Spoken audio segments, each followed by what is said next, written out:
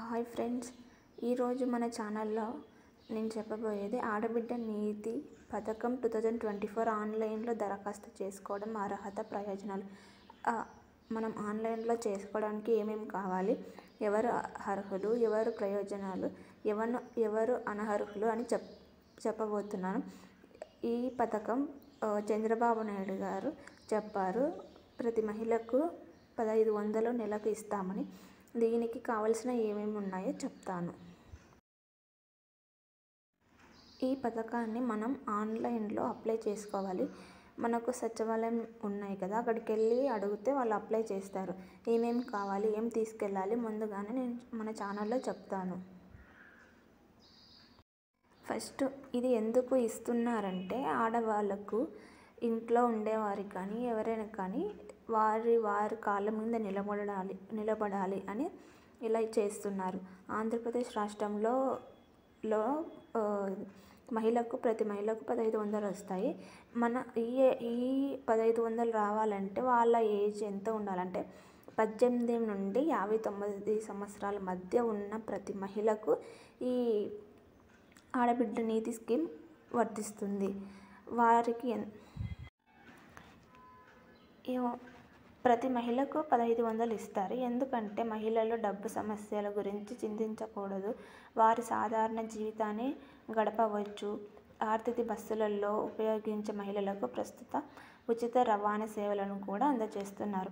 ఆడబిడ్డ ప్రతి ఇంట్లో వారు వేరే వాళ్ళని అడగకుండా ఈ స్కీమ్ మన చంద్రబాబు నాయుడు గారు తీసుకొచ్చారు.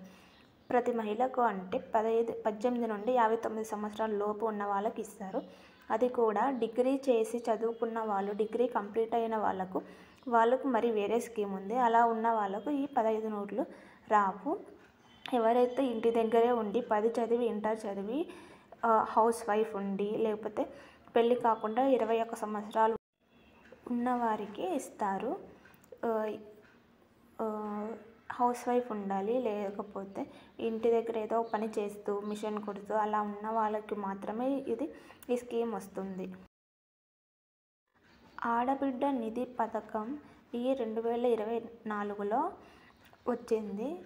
ఇది అంటే అసలు ఈ పథకం అంటే ఏంటి అంటే, పురోగతి మహిళలు పోషించే కీలక పాత్రను గుర్తిస్తుంది.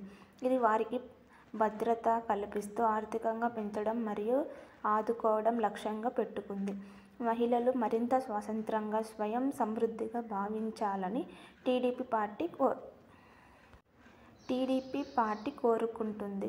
రోజువారీ అవసరాల కోసం మహిళలకు నేరుగా ఆర్థిక సహాయం అందించడం, అదే సమయంలో సామాజిక ఆర్థిక అసమానతలు తగ్గిస్తుంది.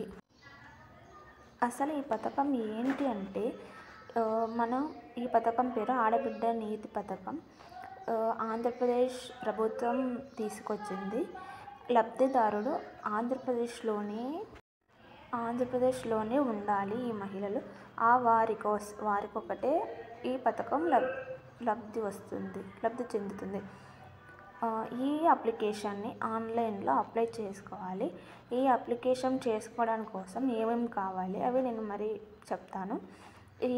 ఇది ఎక్కడ చేస్తారంటే, మన సచివాలయం దగ్గరికి వెళ్తే వాళ్ళు చెప్పిన డాక్యుమెంట్స్ నేను చెప్తాను, తీసుకెళ్ళండి, వాళ్ళు అప్లై చేస్తారు.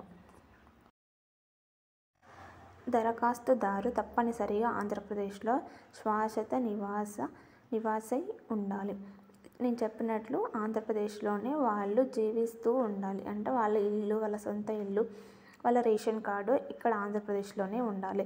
వాళ్ళు ఇక్కడ ఉండి అక్కడ ఎక్కడో వర్క్ చేస్తూ అలా ఉంటే, అక్కడ రేషన్ కార్డు ఉంటే వాళ్ళకు రాదు. కాబట్టి ఆంధ్రప్రదేశ్లోనే ఉండాలి. దరఖాస్తుదారులు వెనుకబడిన నేపథ్యం ఉండాలి. అంటే వాళ్ళకి జీతం సంవత్సరానికి 1,00,000 అలా ఉండాలి. అంతకంటే ఎక్కువ సంపాదిస్తే కూడా ఈ స్కీమ్ వాళ్ళకు రాదు. మరియు ఈ దరఖాస్తు వయస్సు నేను చెప్పినప్పుడు 18 నుండి 59 సంవత్సరాల మధ్య ఉండాలి. అది కూడా హౌస్ వైఫ్ లేదా చదువుకొని 10th ఇంటర్ చదివి ఇంటి దగ్గరే ఉండి ఏ జాబ్కి ప్రయత్నించని వాళ్ళకు కూడా ఈ స్కీమ్ అర్హులే. దరఖాస్తుకు చేయడానికి అవసరమైన పత్రాలు, మనకి అప్లై చేయడానికి ఏమేమి కావాలంటే, పాస్పోర్ట్ సైజ్ ఫోటో ఒకటి, ఆధార్ కార్డు ఆధార్ కార్డు, చిరునామా రుజువు అంటే మీరు ఉండే అడ్రస్, విద్యుత్ బిల్లు, మనకు నెలకు కరెంట్ బిల్లు వస్తుంది కదా, ఆ బిల్లులు తీసుకెళ్ళండి ఒక 3, 4, 5. పాన్ కార్డు, మన ఇంట్లో పాన్ కార్డు ఉంటుంది కదా, ఆ పాన్ కార్డు, ఒక ఈమెయిల్ ఐడి, మన మొబైల్లో ఈమెయిల్ ఐడి క్రియేట్ చేసుకోండి. ఆల్రెడీ మీకు రాకపోతే మీ ఇంట్లో ఎవరైనా ఉంటే వాళ్ళ ఈమెయిల్ ఐడి ఇచ్చినా పర్వాలేదు. Mobile number, mobile number, Aadhaar card, ఇవి అన్నీ ఒక మొబైల్ నెంబర్కే లింక్ అయి ఉండాలి. అలా అయితే మేలు, ఎందుకంటే ఓటీపీ వస్తుంది, ఈమెయిల్ ఐడికి ఒక ఓటీపీ వస్తుంది, మొబైల్ నెంబర్ ఇచ్చిన నెంబర్కి ఒక ఓటీపీ వస్తుంది, ఆ ఓటీపీలు చెప్పాలి. So mobile number, Aadhaar card link అయినదే తీసుకెళ్ళండి. ఆడబిడ్డ నిధి పథకం ఎలా అప్లై చేసుకోవాలంటే, ముందుగా పథకం యొక్క అధికారి వెబ్సైట్కి వెళ్ళాలి. ఆ వెబ్సైట్లో మనకు హోమ్ పేజీ వస్తుంది. ఆ హోమ్ పేజ్కి వెళ్ళాలి. ఆన్లైన్లో వర్తించుకోండి అని క్లిక్ చేయండి అని అక్కడ వస్తుంది. అక్కడ క్లిక్ చేస్తే మన దరఖాస్తు ఫామ్లన్నీ నెంబర్స్ అడుగుతుంది. ఆ నెంబర్స్ అన్నీ అక్కడ ఇవ్వాలి. బ్యాంక్ బుక్ కూడా తీసుకెళ్ళండి, ఎందుకంటే నెంబర్ అడుగుతారు. మీరు తీసుకెళ్ళిన అన్నీ వాళ్ళు అక్కడ ఎంటర్ చేస్తారు. ఒకవేళ మీకు వస్తుంది అంటే మీరే చేసుకోవచ్చు, లేకపోతే సచివాలయం కన్నా మీ సేవ కన్నా వెళ్తే వాళ్ళు చేసి ఇస్తారు. కొంచెం డబ్బులు తీసుకుంటారు, 100నో 200.